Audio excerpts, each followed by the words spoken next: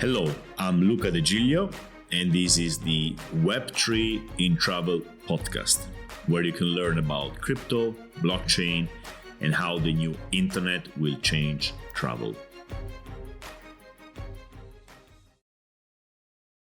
And we're back. I didn't do a podcast episode for over 6 weeks. That's what happens when you say to yourself, all right, I'm going to skip this week, or I'm going to travel. So I'm going to, try to find a couple of hours to do it. And then this doesn't happen, mostly because, I wasn't traveling with my microphone. That's a bit too heavy. I was flying. I was busy with many things during my trips. I couldn't find silent places. You need a very silent place. And when you travel, it's not easy, etc., etc., etc. The year before, I did something smarter. When I was in Thailand, I was in this villa for a month. And I pre-recorded, I think, 5 or 6 episodes, which gave me the chance later to travel without worrying about that. I didn't do this time, and that's why I couldn't do the podcast episode. So I'm sorry, I kind of promised myself to never skip a beat. And that's the proof that when you do it, it's when you stop it. That's why so many people start blogs or podcasts and these things which need consistency, and they stop. It's so easy to stop, and it's so hard to actually do it constantly. This is episode number 75. I started in November 2021, so it's about a year and a half. I never really stopped. Let's say I took an holiday. So let's continue from where we left off. You may remember that I was doing a series of episodes on the NFT factory, which is basically an idea. I wanted to launch a startup. I wanted to launch it, and I realized, no, I don't want to do startups anymore. Let me see if somebody needs this idea, somebody can use this idea. And the idea of this idea is that I'm going to give an explanation of my project. There's pretty detailed specifications, and somebody may just use them for free. At least what you find in the podcast, which is not going to be 100% of what's in the specifications. Or someone could buy an NFT which represent the rights to the idea. I explained this in other episodes, so I won't repeat. In this episode, we will talk about the interface and the ecosystem. Just before we go ahead, it's episode 70 and episode 71. If you want to start from the beginning, and this is episode 75. There were a few episodes in the middle in which I didn't talk about that. So let's go with the NFT factory, the interface, and the ecosystem. So in the interface specifications, there's a homepage, as I thought it could be done, but this is something anybody could do much better than me, so that's not very, very important. There's a page about forms. Forms are the most basic input method for creating an NFT. Hotels can simply create an offer and publish the NFT. There's no need for integration with existing systems. So forms are easy to create, and there's no integration needed. It's like the easiest and quickest way to launch NFT booking. Of course, it's not the most scalable, but it's the easiest. It's the one you can use to start. So I got an example. There's a hotel which replicates an existing offer they have on the website. So I can see a use case where hotels have offers on their websites. Presumably, these offers are replicated on the broader market through software.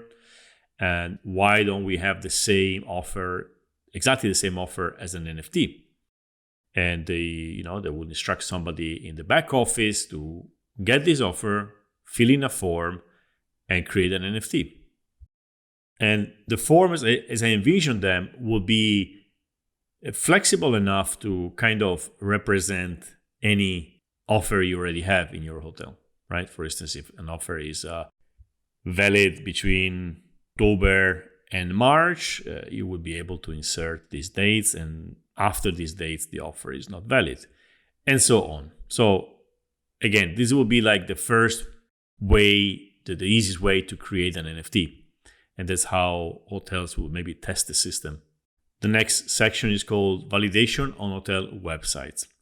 Once the NFT is created, the hotel gets a snippet of code to add to their website, which confirms the validity of the NFT. Why? Well, think about an NFT somewhere on OpenSea or in any other marketplace which says, $1 night at the Hilton, New York. Would you trust it? Probably not. Would you trust it if it says $1,000 night instead of $1,100? Oh yeah, that's more believable. And you buy the NFT and then you realize the emitter of the NFT was not the hotel. So we need a system for validation in which you know that this specific NFT has been created, minted by the hotel. Now, the best way would be that the creator contract is the hotel ENS domain name, let's say hotelhilton.ath or whatever, right? But this is not going to happen at this stage. Hotels do not have ENS domains. What they could do is to add an HTML snippet in their website and basically link to the NFT and say, this NFT is valid. You click on it, you get to the NFT, and then if you buy it, well, you're buying the official NFT from the hotel. Unless, of course, somebody hacked the website of the hotel, but that will create a whole range of problems, and probably the NFT is not the biggest one. So imagine you are in the offer page of the website of the hotel, and there's a specific offer, plus there's a box which wasn't there before, and the box says, this offer is valid as a transferable digital asset. And then in brackets NFT or not. If NFTs would be still a toxic word, you will not use it, otherwise you will use it on the website. Buy it and give it away as a gift or sell it on OpenSea. So, and then you click and you go to buy this NFT. There could be more extended offers, boxes with more text, etc. Maybe writing the smart contract address, the ID of the NFT. Basically, the hotel has to find a way to best communicate this thing. It could be also very simple. Buy this offer as a digital asset, and then there's a link to go and buy it. The NFTs are SVGs, which are images created by text. And the text which the user can read on the NFT cover, and I really like to use the term NFT cover because the NFT, as I said many times, but it's good to repeat, the NFT is not the image. This is a distortion which was created by the fact that NFTs have been used a lot in art. So when you buy a picture or a photograph, you're actually buying that thing. So the NFT is the image. But in most cases, specifically in cases like this, the image is not the NFT. The NFT is the property title, right? In this case, property title of the offer. You own the NFT, you have access to the offer. So the image represented as SFG contains the text which was inserted by the hotel in the form. So the hotel fills in a form and puts some text. And this text will be readable on the NFT cover. Then it contains an NTFs link to it to make the proof immutable. Then it contains a link to the hotel verification page, both in the SVG and the description, to make it easy for the buyers to verify. Maybe somebody finds this NFT on OpenSea and they want to validate, they want to make sure that it's legit. There's going to be a link in the NFT, on the NFT cover, which they click, it takes to the hotel website, and there they find the link back to the same page or the same contract or whatever we decide is the best way. So either you find the offer from the hotel website or you find it from NFT marketplaces. In both cases, there's a link to validate that, right? So if you are in the hotel website, that's where it's validated. You have a link to go and buy. If you find it in the marketplaces, you have a link to check that this is a legit one. Will scammers try to game this system? Yeah, they could make a perfect copy of the NFT, link back to the hotel website, And someone may click this NFT, go to the hotel website, think it's the same, not realizing that it's a different ID or different smart contract, and buy the wrong NFT. Yeah, so we definitely need to make sure that in the hotel website it's clear that the NFT you clicked from wasn't the same one. And this, at the moment, it's based on the attention of the user. We can only hope that the user is careful enough, because it's something new, it's an NFT, you're buying from OpenSea, you're spending a certain amount of money, you may want to actually check that the numbers correspond. It's a bit like when somebody pays you fake cash in a dangerous environment. Like, normally we don't check our cash. If we know we are in a dangerous environment, we probably double check it. So yeah, there's definitely some risk there, but the proof is final. If the NFT in the hotel website has that number, has the smart contract, there's no way it's a scam. If it's different, it's a scam for sure. So a little bit of attention would solve that.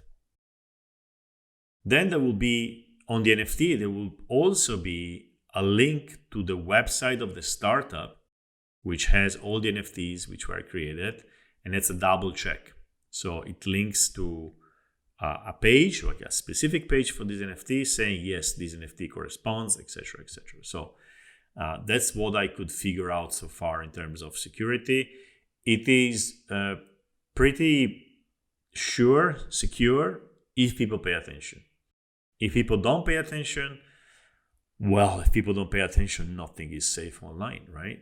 The extra problem with NFTs here is that once the money is gone, it's gone. Once the crypto has been paid to buy the NFT, that's gone forever. While fiat world scams are different. I can steal a credit card number, use it. There's ways to get the money back in a way. It's a bit safer. Of course, this safety costs money, because every time you pay with a credit card, there are big costs involved. They are hidden, of course, we don't realize them, but there's a lot of money lost in fraud in credit cards. But that makes it safer from the user, from the customer point of view. At least normally the cost is, it's on the customer in a hidden way, but it's also mostly on the merchant, especially with the risk of cashbacks. Anyway, yes, there are risks involved. This is a rough idea. It's still early. It can be implemented as it is, but I don't want to give you the impression that this system doesn't have any risks. Next section of the specifications is our website, meaning the startup website. The Web2 website managed by the company will list all the NFTs for sale on the marketplace, making it easy for the buyers to validate them. It will show that this specific NFT was indeed issued by the specific hotel by linking to the validation page of the hotel and highlighting the importance of checking it.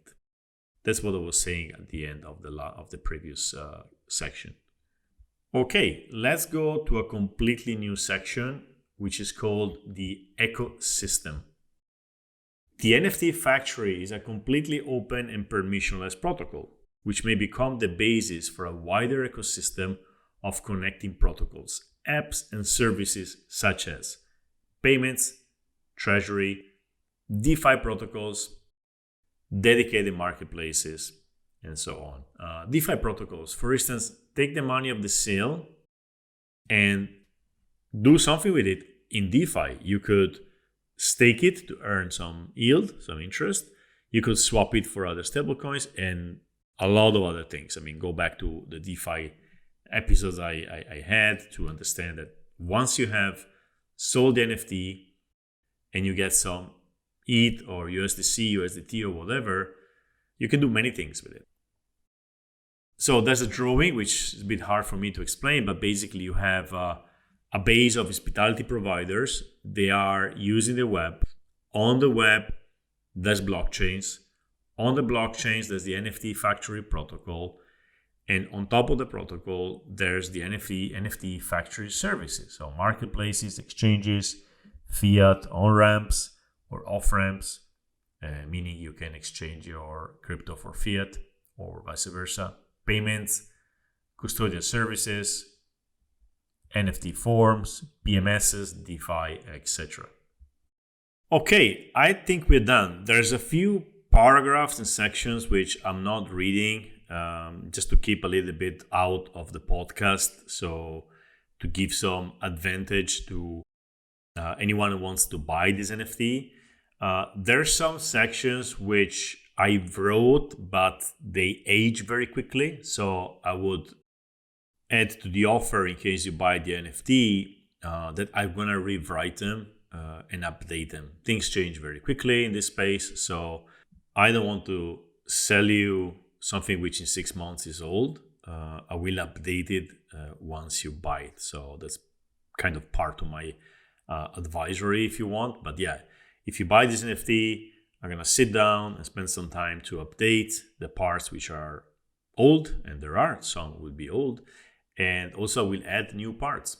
Okay, I decided not to create the NFT now, so you cannot just go on OpenSea and buy this NFT at the moment, because I prefer to have a different approach. The approach is that you like the idea, as I said, you just take it and do what you want with it. Or you say, no, I want to buy the NFT, I want to buy the rights to it and everything which comes together.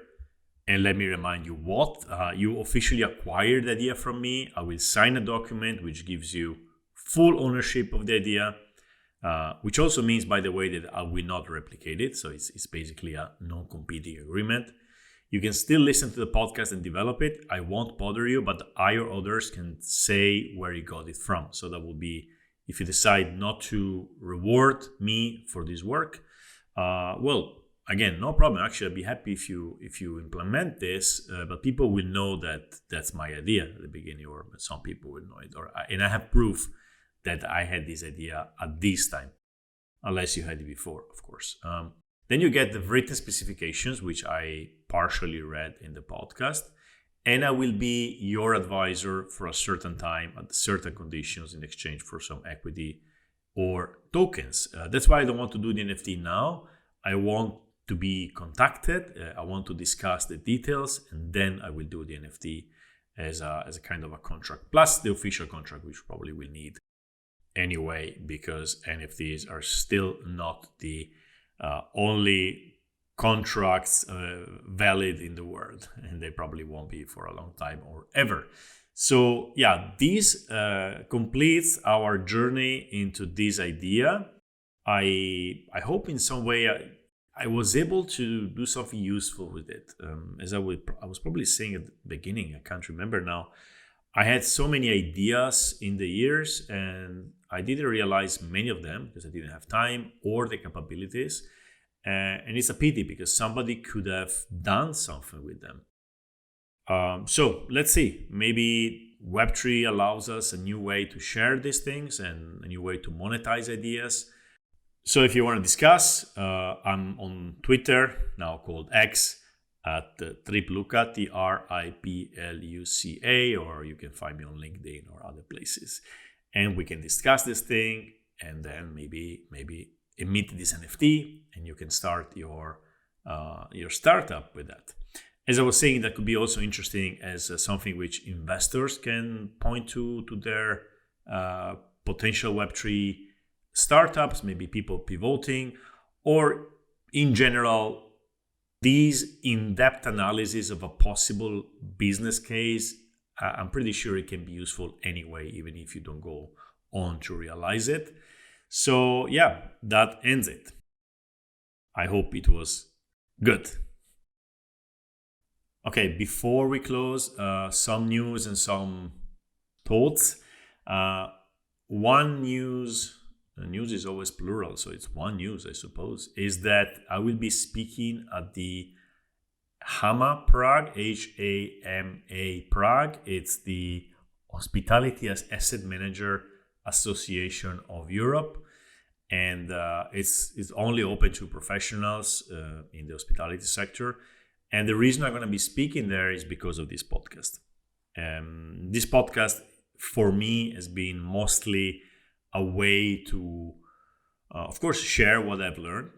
That's the main reason, but also to kind of create authority around my person, cement the authority I think I have I mean, I know things about this space, and I've been into this space a long time, and the intersection between travel and Web3 is kind of my place. But the podcast has proven very, very efficient in terms of kind of reaching the right people. So in this case, I was contacted, and I decided to accept.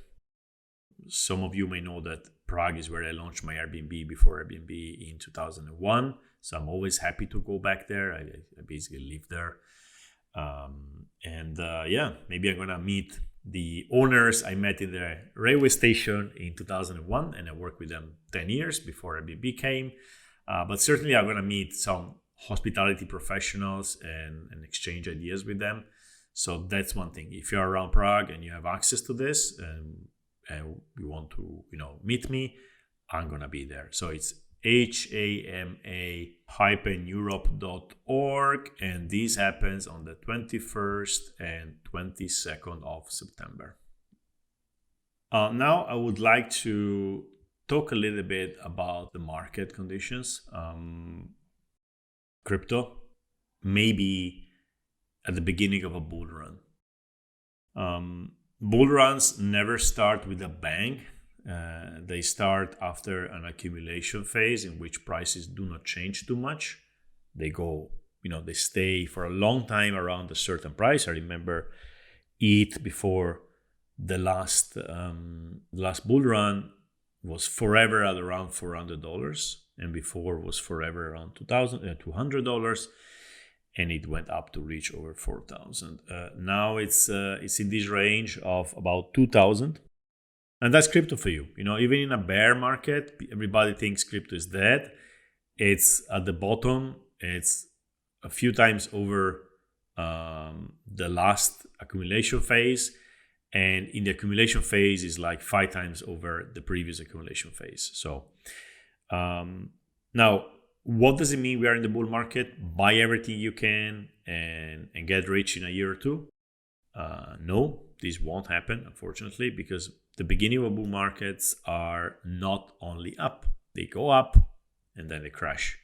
And all over to the top, it keeps crashing. That's why it's so difficult to stay inside the investments. We may go. So first of all, since the beginning of the year, things kind of doubled.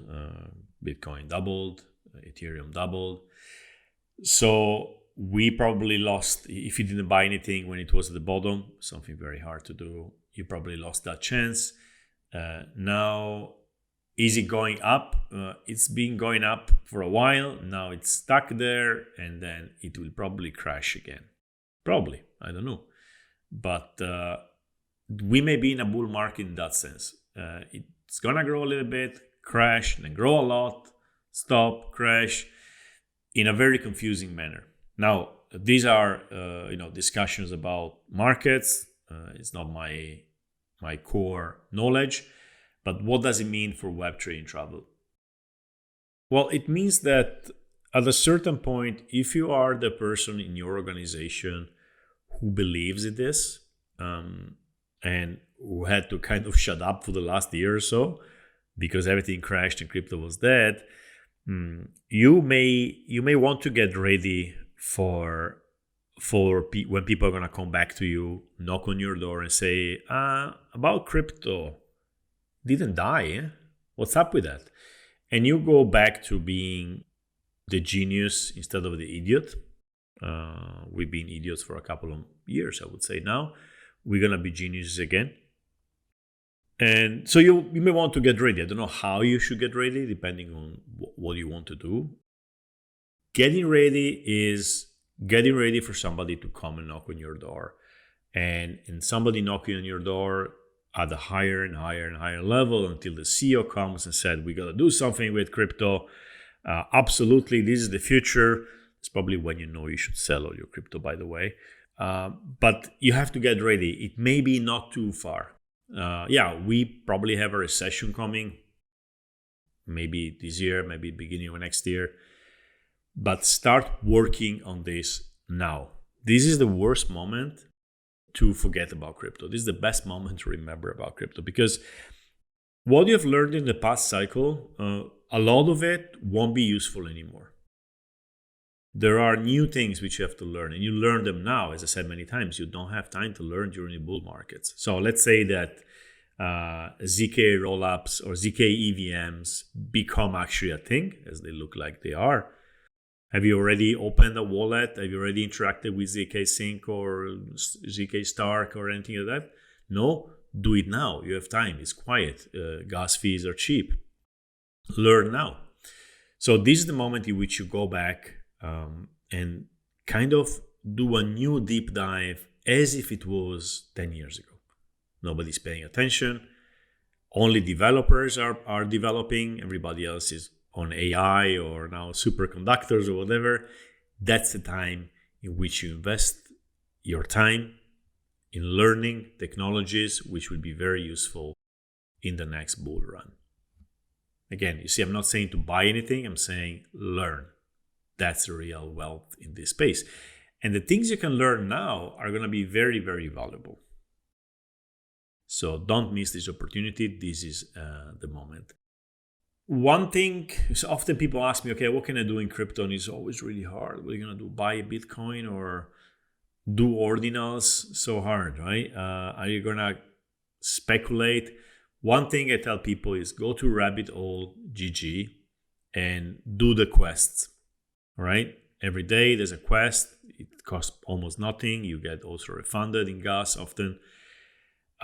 Do that. It's a good way for every day getting your half an hour of exposure and learn things. Now, don't do this kind of without thinking just because you want to maybe earn airdrops. That's not the point. If one day one of those protocols is interesting for you, just go and dig deeper. Okay, so rabbithole.gg. Not the easiest thing if you have never touched a wallet, but by this time I hope you have a wallet, or if not, anyway, start there. Start trying to do the quests which are easy. Don't do the hard ones.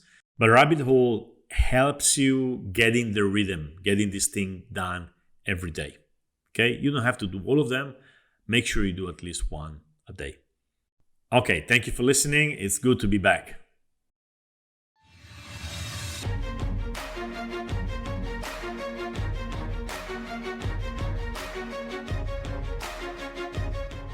And we're done. Thank you for listening to this episode.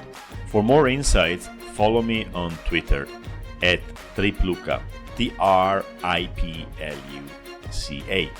If you enjoy my podcast and want to support it, head on to podcast.web3intravel.com, 3 is a digit, and mint an NFT. If you want to sponsor it, you can do it at the same page.